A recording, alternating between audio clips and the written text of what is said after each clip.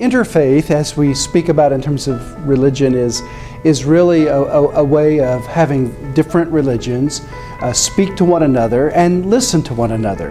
And it's not just an attempt to let me explain to you what I believe, but it's also an openness to hear what the other person believes. Religion is just woven into the fabric of the human experience. It was the Catholic theologian Hans Küng who said, "The peoples of the world will never learn to get along until the religions of the world learn to get along." People of faith have to find a way to talk to one another, understand one another, and to develop a climate of respect even when there are differences. Part of what interfaith conversation is trying to do is to help us understand where we are similar, but also to help us understand how we are different. Religion really has the power to call us back to a quiet center. And when we can find that, our humanity is deepened and the human family is better because of it. As we move into the 21st century, to me, all three of us have a common challenge. And it is, how can we articulate the value and need for God in this world in which we find ourselves living? Is my religion making the world a safer, more whole place?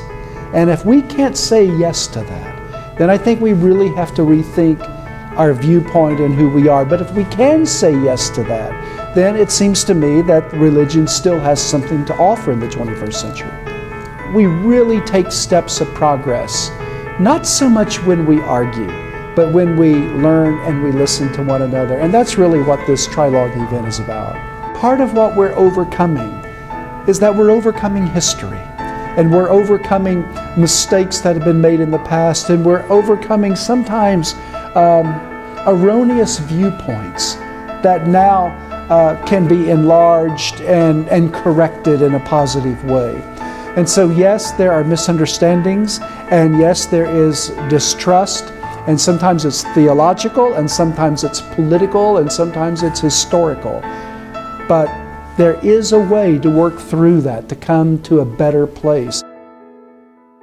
The exciting thing about the Trilogue is that I really never know what's going to happen, because it's sort of that one service of the year that I'm not in control of. I don't know what I'm going to be asked, and so I don't know what they're going to say. None of this is scripted. We have a moderator this year, Pat Morrison, and so she's going to be asking the questions. I personally hope that she pushes me a little bit, and I hope she pushes my colleagues a little bit, and that she asks the kinds of questions that people want to ask in the second round and the third round, not just the softball question, but to really say, who are we and what is this about, and where is religion going at this point in our society and history? And if in some small way our Trilogue service and event can do that to others and for others, it will be a good Sunday.